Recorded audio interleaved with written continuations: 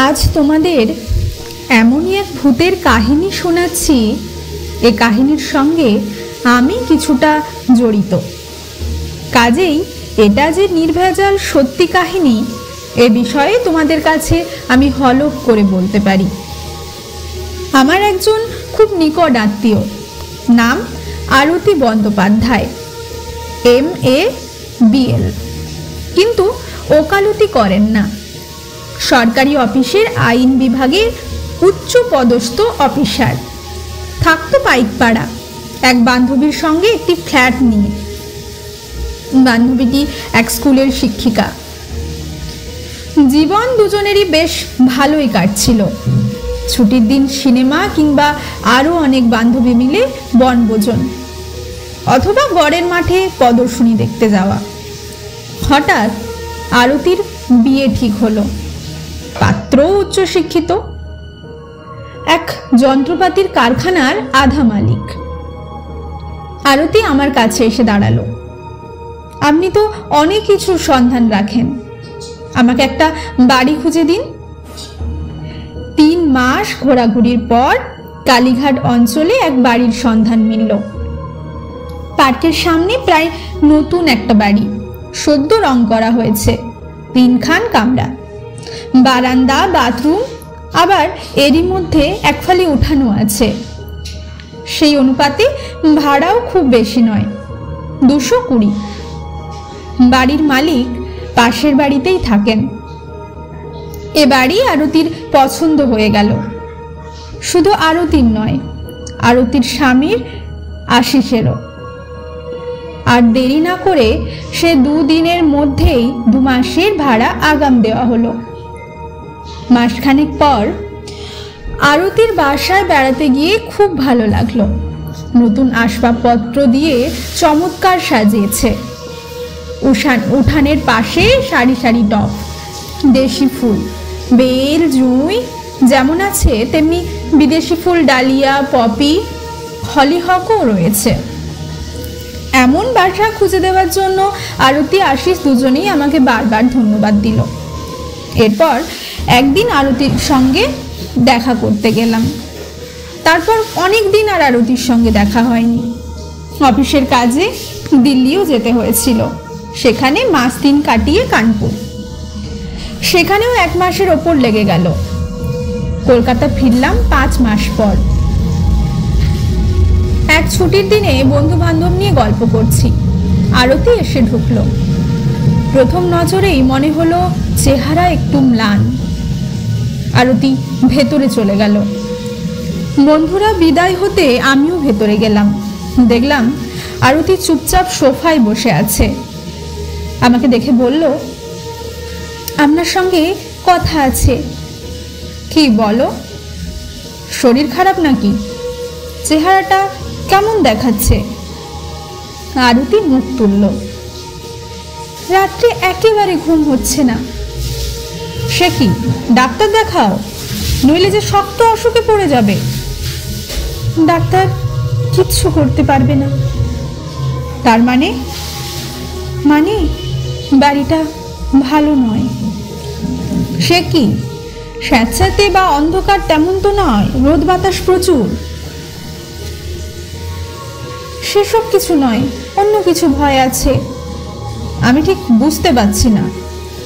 আরতি কিছুক্ষণ ভাবলো, তারপর আস্তে আস্তে বলল, ও বাড়িতে আমরা 2জন ছাড়াও অন্য একজন আছে। অন্য একজন আছে? হ্যাঁ, তাকে মধ্যে মধ্যে গভীর রাতে দেখা যায়। অন্য লোক হলে কথাটা হেসে উড়িয়ে দিত, শুনতেই চাইতো না। কথাগুলো বলবার সময় আরতির মুখ চোখ ভয়ে ফ্যাকাশে হয়ে গেছে। সে বলল, দড়ি হাতে নিয়ে রাত্রে একটা লোক ঘুরে বেড়ায়। আমি বললাম, এরকম যখন ব্যাপার তখন না হয় এ বাড়ি ছেড়ে দাও, অন্য কোথাও বাড়ি খুঁজি। আরতি উত্তর দিল, তাতেও মুশকিল। আপনি বোধহয় লক্ষ্য করেননি, বাড়ির দেওয়াল ভেঙে চুরে আমরা 2টো ঘর বাড়িয়েছি। বাইরেটা চুনকাম করেছি, ভেতরে রং দিয়েছি। গ্যাস বসাবার জন্য রান্নাঘরেও অদল বদল করেছি। অবশ্য এসব বাড়িওয়ালার মত নিয়েই করেছি। ভাড়া থেকে মাসে মাসে কিছু টাকাও কেটে রেখেছি, সে টাকা শোধ হতে বছর 2 লাগবে। তার আগে বাড়ি ছেড়ে দিলে আমার অনেক টাকা লোকসান হবে। একটু ভেবে বললাম, ঠিক আছে, আমি একবার তোমার বাড়িওয়ালার সঙ্গে কথা বলবো, দেখি তিনি কি বলেন। শুনি। দিন 2 মধ্যেই বাড়িওয়ালার কাছে গিয়ে হাজির হলাম। ঘোরতর কৃষ্ণবর্ণ, বিপুলাকায়। কলকাতায় কিছু বাড়ি আছে, কাঠের ব্যবসা। একটা ইজি চেয়ারে বসেছিল। আমাকে দেখে উঠবার চেষ্টা করলো, পারল না। কি খবর আমার কাছে হঠাৎ? আরতির কাছে শোনা সবকিছু বললাম। শেষকালে জিজ্ঞাসা করলাম, ঠিক কবে বলুন তো? এ বাড়িটার কি কোনো দোষ আছে? দোষ মানে এ বাড়িতে কি কেউ অপঘাতে মারা গিয়েছে? আগের কোনো ভাড়াটে? বাড়িওয়ালা মাথা নাড়ল। না মশাই, এর আগে মাত্র 2 ভাড়াটে ছিল। অপঘাতে তো দূরের কথা, এমনিতে মৃত্যুও কারো হয়নি। তাছাড়া এই বিজ্ঞানের যুগে মানুষ এখন পায়চারি করার জন্য চাঁদে যাচ্ছে। এখন কি আর তখন কি সব ভূত প্রেতের কাহিনী আমদানি করছেন? তর্ক করলাম না। অনেক বিষয় আছে, তর্ক করে বোঝানো যায় না। স্থূল উদাহরণ দিয়ে যেখানে সম্ভব নয় চলে এলাম। তারপর মাস 2 আরতির কোনো খবর নেই। আমি নিশ্চিন্ত। যাক, অপদেবতার উপদ্রব আর নেই, সব শান্ত। কিন্তু আমার ধারণা ভুল প্রমাণ করে দিয়ে একদিন সকালে আশিস এলো। কঠোর কত চোখ, বিবর্ণ মুখ, ঘোলাটে দৃষ্টি। বললাম, কি হে, শরীর খারাপ নাকি? আরতি কেমন আছে? আমার কথার উত্তর না দিয়ে অস্পষ্ট গলায় বলল, একটু জল দিন। শুধু খেলো না, মুখে চোখে দিল। তারপর আরতিকে টালিগঞ্জে তার দিদির বাড়িতে দিয়ে এসেছে। ধীরে ধীরে সেই কথাটি সে বলল, কালীঘাটের বাড়িতেও আমাদের থাকা চলবে না। কেন, কি হলো? আরতির কাছে তো কিছু কিছু শুনেছেন, আমি কিন্তু এ পর্যন্ত কিচ্ছু দেখিনি, কোনো শব্দও শুনিনি। এজন্য এতদিন আমি আরতিকে ঠাট্টা করতাম। তাছাড়া ভূত আত্মা ওসবে আমার কোনোদিনই বিশ্বাস নেই। কাল একটা কাজে হাওড়ায় আটকে পড়েছিলাম, বাস বন্ধ, ট্যাক্সিও পাইনি। তারপর হেঁটে আর ট্রামে বাড়ি পৌঁছাতে প্রায় 12টা বেজে গিয়েছিল। আরতি খুব চিন্তিত হয়ে পড়েছিল। যা, আরতিকে খাবার সাজাতে বলে আমি মুখ হাত ধোয়ার জন্য বাথরুমে ঢুকে পড়লাম। নিচু হয়ে বেসিনে মুখ ধুয়ে সোজা হয়ে দাঁড়াতেই মাথায় ঠক করে কি একটা লাগলো। বাথরুমে আবার কে কি রাখলো? একটু কমজোর বাতি, কিন্তু সে বাতিতেও দেখতে কোনো অসুবিধে হলো না। ঠান্ডা একটা বরফের স্রোত আমার মেরুদণ্ড বেয়ে নেমে গেল। বাথরুমটা অ্যাসবেস্টসের ছাউনি দেওয়া। আগে টালির ছাদ ছিল, আমরাই খরচ করে অ্যাসবেস্টস দিয়েছিলাম। ওপরে 2 কাঠের কড়ি, একটা কড়িতে দেহটা ঝুলছে, গলায় দড়ির ফাঁস, মাথাটা একদিকে কাত হয়ে পড়েছে, 2 চোখ আধবোজা, জিভটা অনেকখানি বেরিয়ে গিয়েছে।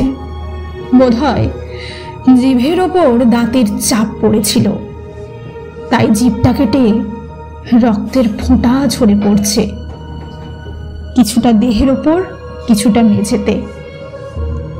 পরনে আধময়লা ধুতি, কাঁধে পইতে। মাথা উঁচু করবার সময় ঝুলন্ত দেহের পা আমার মাথায় ঠেকে গিয়েছিল। আমি সব ভুলে আরতি বলে চেঁচিয়ে উঠলাম। আরতি আমার অপেক্ষায় খাবারের টেবিলে বসেছিল।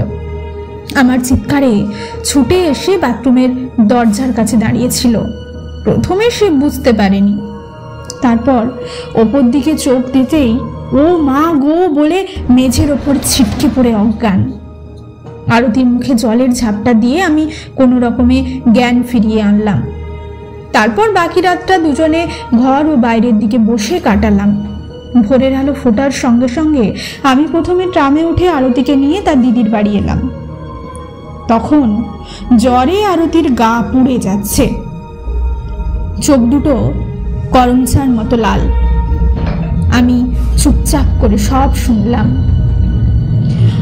আশিসের কথা শেষ হতেই তাকে জিজ্ঞেস করলাম, আরতি এখন কেমন আছে? খুব ভালো নয়, বিকারের ঘরে মাঝে মাঝে চেঁচিয়ে উঠছে। ওই লোকটা ঘুরে বেড়াচ্ছিল দড়ি হাতে। আমি ওখানে থাকবো না, আমাকে অন্য কোথাও নিয়ে চলো। অবশ্য আরতির জন্য খুব চিন্তা নেই, ভয়টা কেটে গেলে ঠিক হয়ে যাবে। কিন্তু সব কিছু নিজের চোখে দেখবার দারুণ ইচ্ছে হলো। এমন তো নয় এক সময় খোলা দরজা পেয়ে বাইরের কোনো লোক বাড়ির মধ্যে ঢুকে পড়ে আত্মহত্যা করেছে। হয়তো সে আত্মহত্যাই করবার নির্জন একটা জায়গা খুঁজছিল। তাই আশিসকে বললাম, চলো একবার নিজের চোখে দেখে আসি। তাছাড়া তোমরা ব্যাপারটাকে ভৌতিক ভাবছো, তাও তো নাও হতে পারে। পুলিশে খবর দেওয়া তোমাদের একটা কর্তব্য, তারা এসে মৃতদেহর ভার নেবে। আশিস আমার সঙ্গে চলল। তালা খুলে ভেতরে ঢুকলাম। বাথরুমের মধ্যে গিয়েই অবাক, কোথাও কিছু নেই, সব পরিষ্কার। আশিসকে জিজ্ঞাসা করলাম, কই হে, তোমার ঝুলন্ত দেহ কোথায়? রক্তের একটা ফোঁটাও তো কোথাও দেখতে পাচ্ছি না। আশিস রীতিমতো অপ্রস্তুত। সব চোখের ভুল, বুঝলে? আশিস মাথা নাড়ল। কিন্তু দুজনেই কি ভুল দেখলাম? ওরকম হয়, একজনের ভয় আরেকজনের মধ্যে সঞ্চারিত হলে তাকে কাল্পনিক দৃশ্য দেখায়।